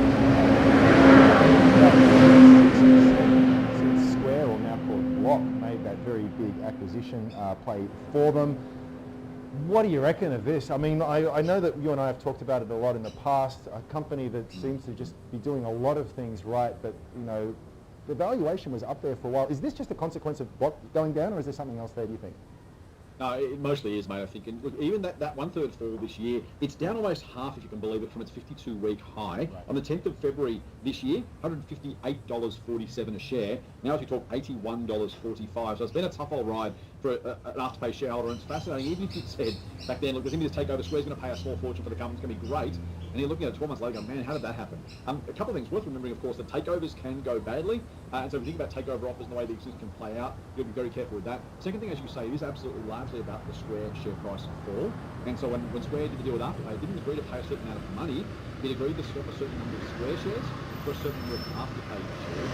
And in the during that period of time, it's a little bit earlier, you still would have the same loss because you would have those Square shares, but the Square share price is falling. And you can almost track both companies' share price. You overlay the charts and see, particularly from that takeover date, both companies moving in tandem. There is some concern as well that in the US, the regulator is looking at buy now, pay later companies like Afterpay. So add those two together, and there is some real concern about what is Square really worth, what is Afterpay worth to Square in an environment where the Australian regulators kind of said, yeah, might be time to take a look. But the US regulator is saying, hey, we're going to have a look for the first time and see if everything's hunky-dory. So it's one of those situations where you're playing regulatory arbitrage, not even takeover arbitrage. Right now you're looking at those company share prices and saying, well, if the future's brighter than it might be, the regulators are kind, if growth continues, if everything goes back to normal, and there's a bit of, by the way, the online-offline thing going on here too. Because there's so many companies that people walk away from the online-only, that call it Zoom or whatever you want to talk about, to the offline world. Square was kind of caught up in that as well. If the future is brighter for Square and Afterpay than it currently looks, there's going to be a good price. But you are taking a Square bet, a bet on Square as a combined entity right now, rather than Afterpay. There's a small that Square Afterpay putting up go ahead for one reason or another. Maybe there'll be just a big share price on Afterpay's side, or from Square's perspective, some concern the regulator might get involved. Really unlikely that they'll get called off, but it's always possible to keep that in mind. But yeah, it's been a really, really tough ride for a deal that otherwise should have been all beer and Skittles. Afterpay shareholders unfortunately sitting on a decent loss right now if you bought shares only 11 or 12 months ago. Yes, true. Although if you did buy earlier than that, it's hard to have too much sympathy because you've probably done pretty well overall. That's right. What do you? And I guess another a good reminder too that you can overpay even for very high quality stocks, and I think that was something that I was a little bit concerned about for a while there. Mark, what do you reckon? I've actually done the maths here. Basically, Afterpay shareholders get 0.375 of a block share. Work that out, account for the FX difference, and it kind of gives you a share price of $83, and the market just a little bit below that there. So it's pretty much banking that this thing's going to go through as a deal, and the rest is up to Square block share price and the FX rate. Anything else you'd add to that? Well, obviously from our point of view, Afterpay is not a company that Team Invest would be interested in. They lost 143 million last year, I think it was. So their losses are increasing. Now I know that doesn't mean much in the environment where it's a sexy glamour stock and people have been backing it. So I'm not arguing that people shouldn't have made money on it, but when the Square offer lobbed, I thought Afterpay shareholders were really lucky, as in they were cashing in. But if we had a GFC type event now, which we will at some point, companies like this go broke, because they're burning money at a rate which is all very well when money's cheap and plentiful. But it's a high risk business, so I wouldn't suggest anybody buys it now on the speculation that it's at $80 it's cheap, because there's no fundamental basis for that. And I think the regulatory risk that's what we're talking about is real.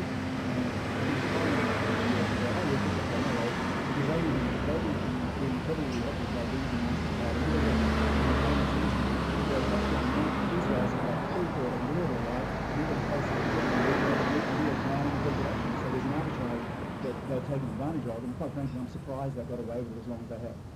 I think sometimes in these high-tech areas, it's better to ask for forgiveness than ask for permission, and sort of go the Uber model.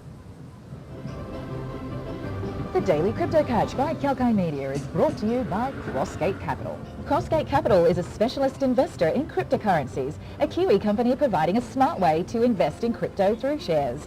Crossgate Capital's diversified portfolio includes Bitcoin, Ethereum and other leading cryptocurrencies. To learn more, simply visit www.crossgatecapital.co.nz.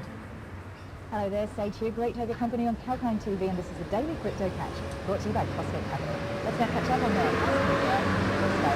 Bitcoin dropped below $46,000 overnight as the token continues its struggle to hold its value in the world market. Before bouncing back to around $47,000 at 11 a.m. this morning, a slight decrease from its value 24 hours previously. And the dip below $46,000 marks a tough 6 weeks for Bitcoin, where it has experienced a rapid decrease in value despite hitting an all-time high on November the 11th. Bitcoin's drop in value continues to confuse some experts who had previously predicted the coin would go to US $100,000 by the end of this year. And even if Bitcoin does rally over the coming week or so, it will have to grow an incredible amount to achieve a year-end closing price that is in line with the previous bullish expectations. And meanwhile, the second largest cryptocurrency by market capitalization, Ethereum, also dipped below the $3,800 level before rebounding to $3,900 cash about 11 a.m. this morning. And several traders appear to be betting on an Ethereum rally before the year is over, with crypto derivatives exchange Deribit saying on Twitter that one large fund has spent $4 million on bullish ETH call options, expiring by the end of December with strike prices as high as $4,400.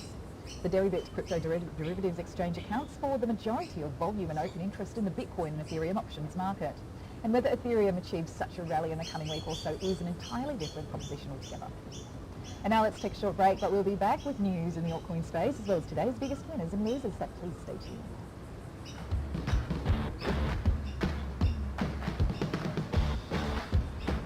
Tune in to stay updated while on the move. We will tell you where the The gaming altcoin has rallied around 95% in the past 7 days, and the gaming altcoin DeFi Kingdoms, or DFK, built on the Harmony blockchain, is a new competitor in the GameFi niche, a niche which combines decentralized finance, or DeFi, with the metaverse. And players of DFK game buy non-fungible token characters called heroes, which can be used to go on missions to earn more tokens or upgrades. And the DFK world is fueled by the Jewel token, which players use to purchase the NFTs. And over the past month, DeFi Kingdoms hit over US $894 million in volume, and the game also ranks as the 6th biggest blockchain game in the last 30 days.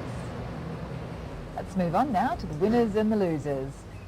And Revain has grown 11.5% in the past 24 hours, while Yin.Finance increased by 11% over the same period. And onto the losers. Decred dropped almost 15%, while Arweave dropped a little more than 6%. And thanks for your company this rather warm and sunny day in Sydney for today's Crypto Catch. Stay tuned to Kalkine TV for the latest market updates, business news and exclusive interviews. Sage here reporting for Kalkine.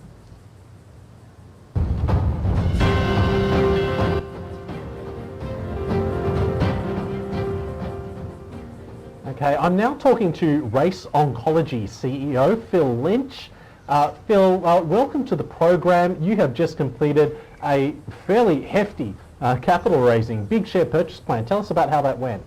Kai, yeah, it's a big day. We're particularly pleased to be able to share news of us raising $29.7 million. We're heavily oversubscribed to the tune of $43.9 million, and particularly pleased that we had something like over 2,400 of our shareholders participate. And they're participating because they're passionate and they want to see us implement some pretty important programs in oncology for Race going forward. Yeah, so just tell us about what you do when it comes to oncology. You know, you're across all of the different types of cancer and trying to find treatments for those? Sure, good question. I mean, cancer is multifaceted. We're unique for a number of reasons. Firstly, we're a clinical stage oncology company, meaning our drug is already being trialled in patients. In fact, right now in Israel, in acute myeloid leukemia, in a combination drug trial. So that's one. The two is our drug is multifaceted. So it's got a long history of being trialled in patients across, in fact, in over 2,000 patients, I should say. So we understand very well its toxicity or safety profile. We equally understand its application and where it performs strongly. But in respect of it being multifaceted, the most important learning we had 12 months ago was its identification as the most potent inhibitor of a protein called FTO, also known as FATSO. That protein in preclinical work has been identified to be a driver of cancer progression, and the ability to mitigate it, we think, and we hope to prove, can make a big difference in oncology. That application currently is focused on melanoma, but it may well have broader application, and we're progressing that. And thirdly, I would simply mention, and we can come back to it, cardioprotection. We know our drug, when used as an anthracycline or a chemotherapeutic, perhaps as more people would understand that term, when it's used adjunctively, it not only improves the cancer fighting ability, but equally it mitigates and reduces cardio damage, and cardio damage is a real risk. So that's a big, broad opening, but that's what Race Oncology is all about. Right, so in other words, it's not just about fighting cancer, it's also, I suppose, in some ways offsetting some of the effects of of cancer-fighting drugs, which can involve a heart strain and organ strain, correct? Yeah, absolutely correct. And cardioprotection is where we've had a history. Our drug's always been known as less cardiotoxic, but more recently in preclinical work, we're learning that it actually seems to have the ability to mitigate cardio damage when used with anthracycline. So we've got a lot of work to do, but it's exciting work and could have major application to patients broadly. Okay, so now big capital raising, as we mentioned before. I imagine most of that money is just going to go to across these different cancer clinical trials then? Broadly, yes, Kai. Specifically, it's interesting, we propose to shareholders 3 levels of funding, 12, 20 and $29.7 million. Shareholders have supported us fully to the tune of 29.7. In fact, they broadly offered a whole lot more than that, but we've taken 29.7. That lets us go into the clinic. That means testing in patients. We'll do that firstly as a priority in the FTO setting, targeting melanoma with a phase 2 trial next year in 2022. Secondly, we hope to be in the clinic with patients testing our drug with anthracyclines in a cardioprotective setting. So that would be a second priority. And thirdly, our drug is already scheduled in Australia to run an acute myeloid leukemia trial in the extramedullary form of AML.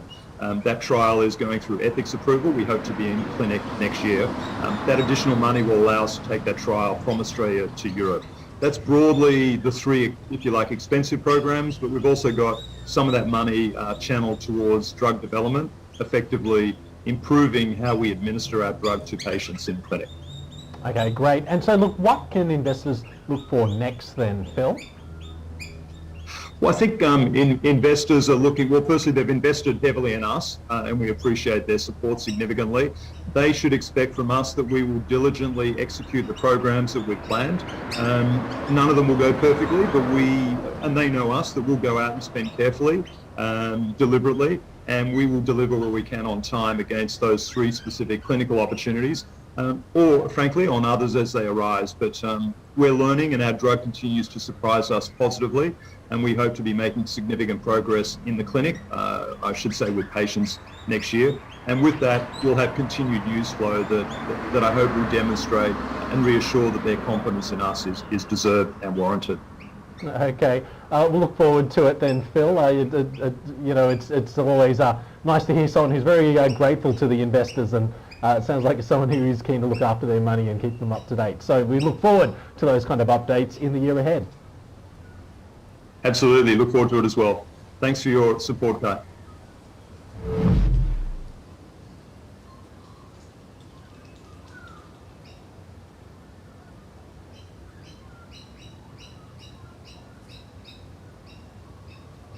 Moving on now, Australia has set an ambitious target for itself. It wants its red meat industry to become completely carbon neutral by the year 2030.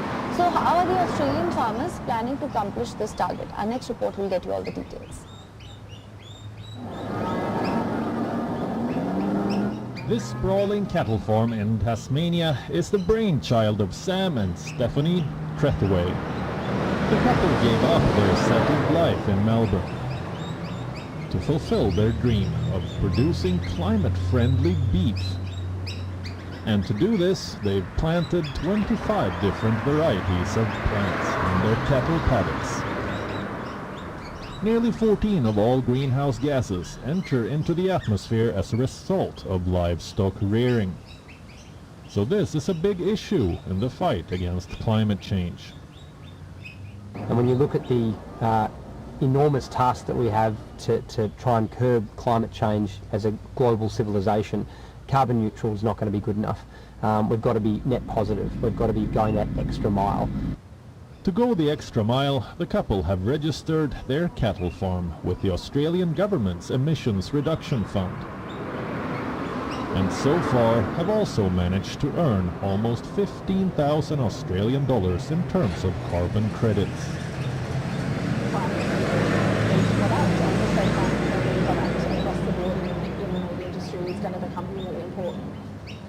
Sam and Stephanie are also using methane inhibitors to reduce the amount of greenhouse gases released by their livestock.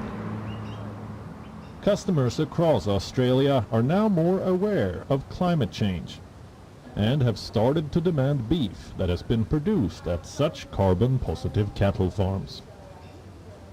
There is still a long way to go, but Sam and Stephanie believe they have made the right start in making beef more appetizing for the climate-friendly beef eaters. Bureau Report, WION, World is One. WION is now available in your country. Download the app now. Get all the news on the move.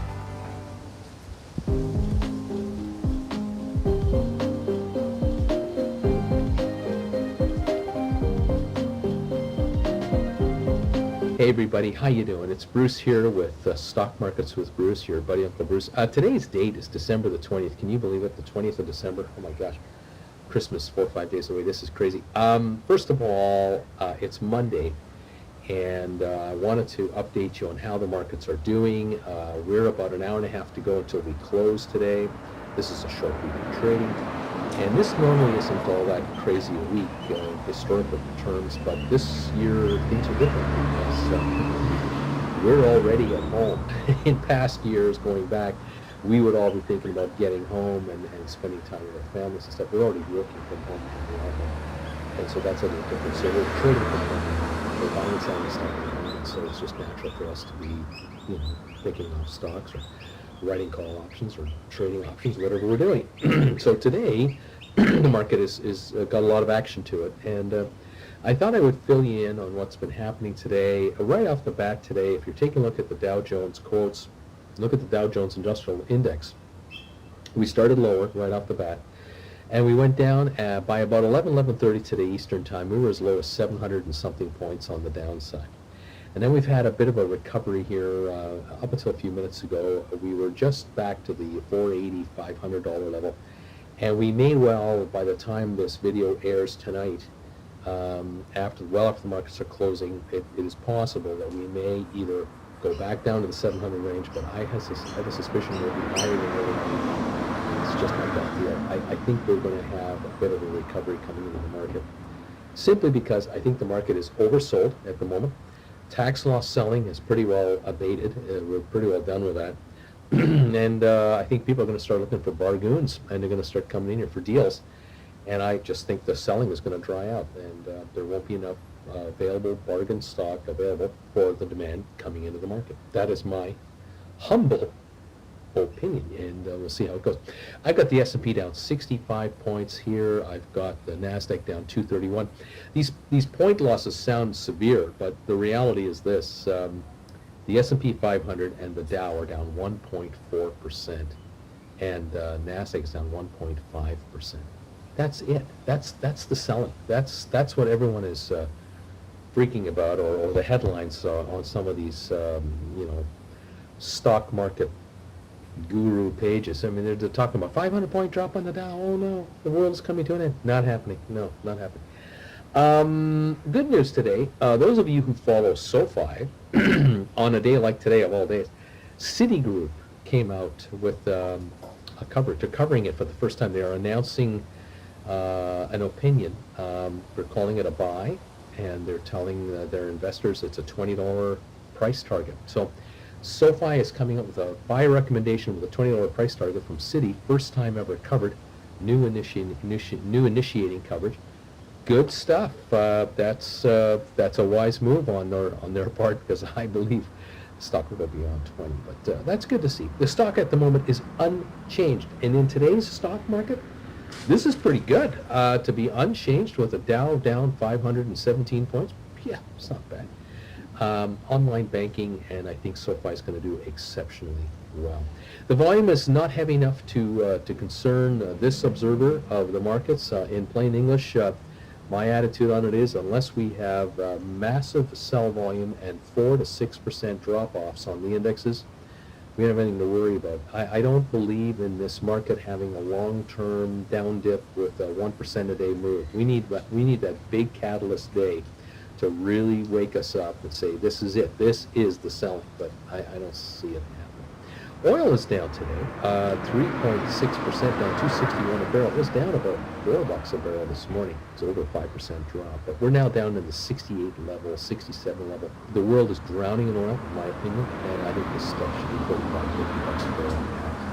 It's at 168. It's nowhere near 100 a barrel, and nowhere near this 150 a barrel that we're talking about. Cold winter stuff, give me a break. Not gonna happen, kids. Oil demand is now scheduled to be lower next year than previously thought. So that's the deal. Anyway, there you have it. The market is off at the moment. Right now, the Dow's down 526, but I have a suspicion we might have bottomed out for the day today, and we may have a bit of a recovery coming here. We'll have to see if we have an update tomorrow and or Wednesday, and then a flat day Thursday going into the holidays. We're only open until Thursday this week. Keep an eye on things. There's a lot of opportunities out there to write call options and make money on your portfolio. If you do not know how to write call options, you are missing out on a potential income source for your portfolio that could make all the difference in your life. There are folks who are watching me these days who are saying to me, Bruce, I had no idea. I had stock worth $150,000, mutual funds and ETFs and other shares. After talking to you and listening to you for a while, I adjusted my holdings so that I can now write call options, either against stock that I have or against options that I will invest in deep in the money options. I'll do poor man covered calls. I can bring in enough money to quit my day job. I had no idea I could quit work and just do this instead. Check out my lessons on my web site, stockmarketswithbruce.ca. The lessons are up here, the link. Check them out. There's 10 lessons. How to write options, how they work, how they depreciate, how you can score money as options shrink in value. You sell first, you buy later. You don't guess on what's going to go up. You're just going, hey, I got this stock. I'm going to write an option up here and watch it depreciate as it expires in time, and I'll take the money. Thank you very much. Don't have to be the greatest trader in the world to do this. Just be there with call options and take advantage of the time depreciation. You might be able to quit your full-time job and stay home full-time. Kind of nice. Oh, by the way, if you do write options, full-time, you don't have to be at home. If you have one of these, you can go anywhere in the world and with your account and keep writing options. So go on holidays, you're still working with this. So different. The world, oh my God, has it changed. Thanks for joining me today. Have yourself a good one. We'll talk to you later, everybody. Bye for now.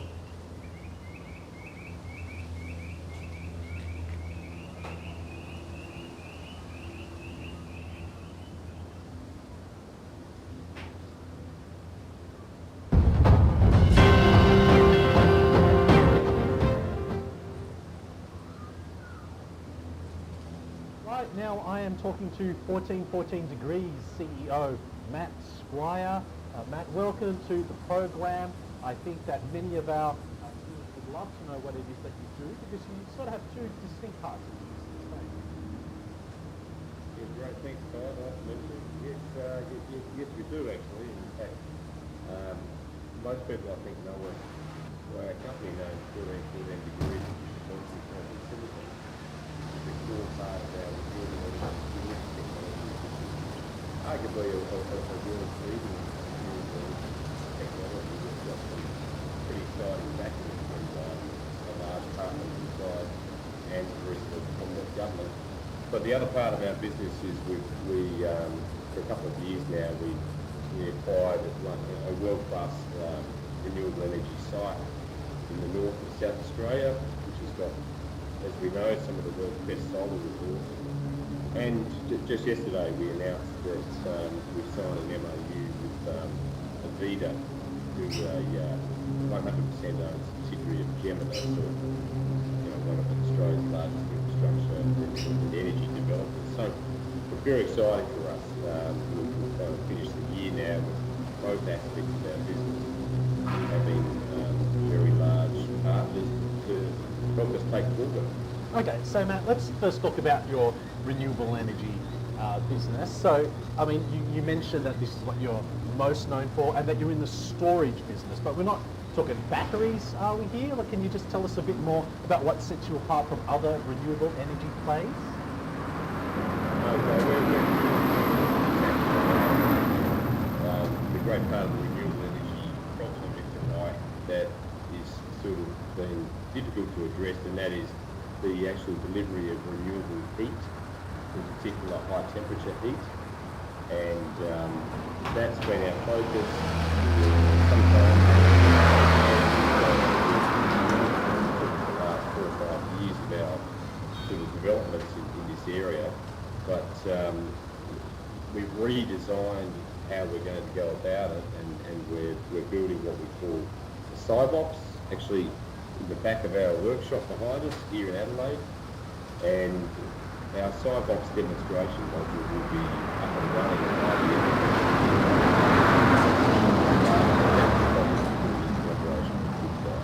Okay, hang on. So what is the SciBox? What does it do?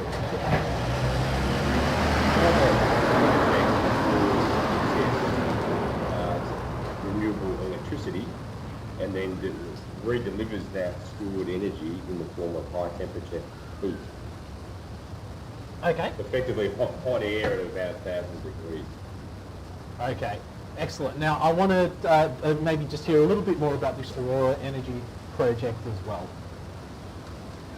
The Aurora Energy project was originally a concentrated solar project up north of Port Augusta, and it's directly adjacent to 275 kVA line that supplies all the copper mines up in the north of the state. And we acquired that from a company called Solar.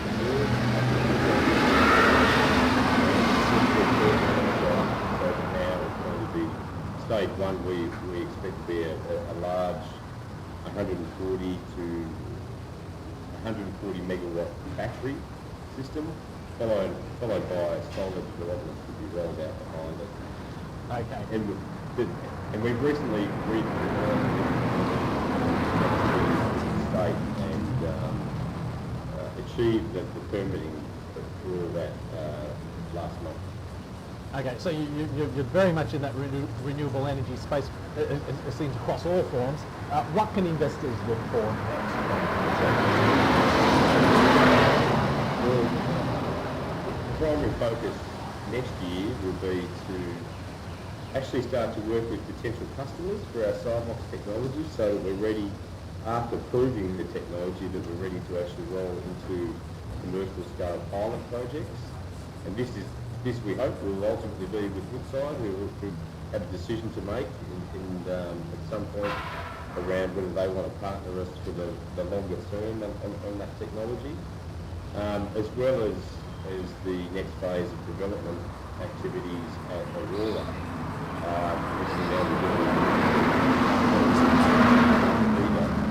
Because we expect to have a final investment decision on that project by the end of next year. So there's a lot of action going on next year, and we'll be providing significant updates throughout the quarter. Okay, excellent. Matt Squire, 1414 Degrees CEO. Thanks for your time. Great. Nice to meet you guys.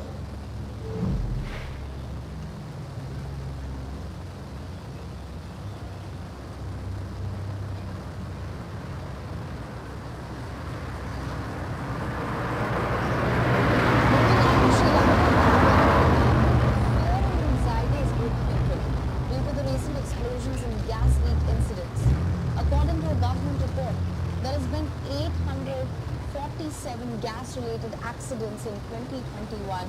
797 of these were reported involving literal gas lump cylinders, which maintains a duopoly on the cooking gas supply in the country.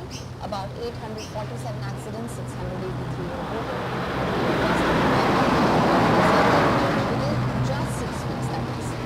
On the 12th of December, a total of 23 explosions were reported. 7 people have died, 16 were injured this year due to these accidents. The number of gas-related accidents in Sri Lanka stood at 31 in the year 2020, which is an over 2,600% jump here. 2,600%. Sri Lanka's Court of Appeal has ordered the gas companies to recall the LP gas cylinders in the market and replace them free of charge. Authorities are yet to determine the exact cause of the explosions and accidents. Despite millions of lives being at risk, no concrete steps have been taken by the government to tackle the crisis, and no one has taken responsibility for hundreds of gas-related incidents, let alone the deaths. But there have been speculations that increase in propane content of the cylinder led to leaks and these accidents then. However, there is no proof yet. Another theory by some of the experts is blamed glass-top gas cookers. Last week, Sri Lanka minister said that top-level officials of local gas companies should find solutions to the crisis and must give answers to the people of the country. Public anger has been mounting on bizarre explosions, an apparent lack of accountability and government inaction. WION is now available in your country. Download the app now. Get all the news on the move.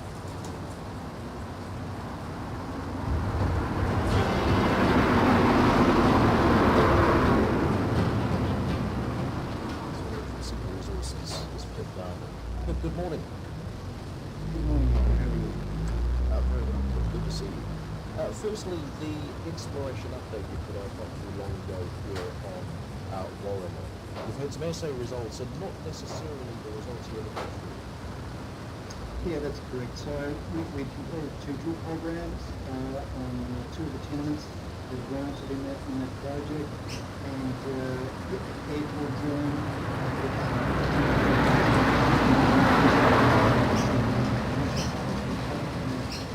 survey, and sadly we didn't come up with any anomalies.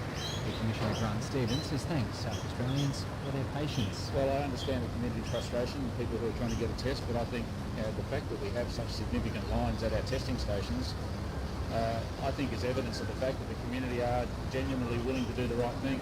Victoria will push for a shorter gap between vaccine doses when National Cabinet meets tomorrow.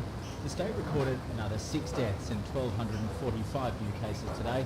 Almost 67,000 tests were conducted yesterday.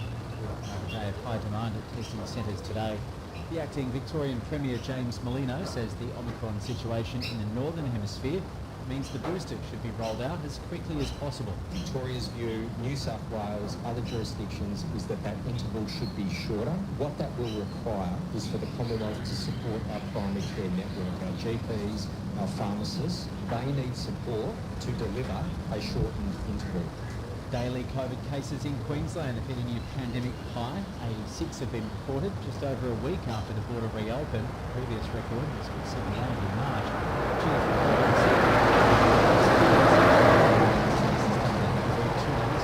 We're seeing about 2 cases of Omicron diagnosed for every 1 case of Delta. So Omicron has become the dominant virus here in Queensland.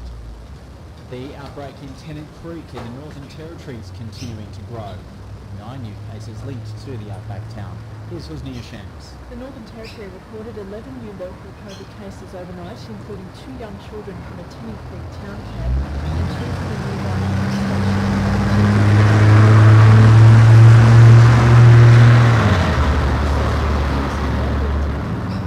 All in quarantine. One was a close contact of 2 men who tested positive in the the government won't make a decision about Tennant Creek's lockdown, which is due to end tomorrow afternoon, until the next update tomorrow. A New South Wales man who flew into Tasmania illegally and escaped from hotel quarantine, sending the state south into a 3-day lockdown, has been sentenced to 5 months jail to impose suspended appeared in court in Magistrates Court this afternoon after earlier pleading guilty to escaping hotel quarantine and lying to emergency management workers and contact tracers. In October, the told emergency management workers he'd spent the last 14 days in Queensland. He had in fact been in New South Wales the entire time. He escaped hotel quarantine and later tested positive to COVID-19. His time in the community and lack of cooperation with COVID tracers set the stage. He's also been sentenced to 10 months in prison, suspended for COVID and family violence breaches. Leslie Taylor was possessed $4 million worth of drug ice. Here's Elizabeth Byrne. 40-year-old Gerardo Pena and his co-accused, 39-year-old Priscilla Colombi, were arrested last month after a parcel carrying the alleged drugs was intercepted by Border Force. Police replaced the material and inserted a listening device in the box. Today, the court heard Mr. Penner lives at home with his elderly and unwell parents and is needed to help care for them. He's been released on strict conditions, ABC $100 million specialist mental health service for women to help protect them from gender-based harm or abuse. Beds in Melbourne and Shepparton follows recommendations by the Mental Health Royal Commission. The Australian First Service will cater to women and gender-diverse people who've experienced trauma and sexual abuse, have eating disorders or perinatal mental illness.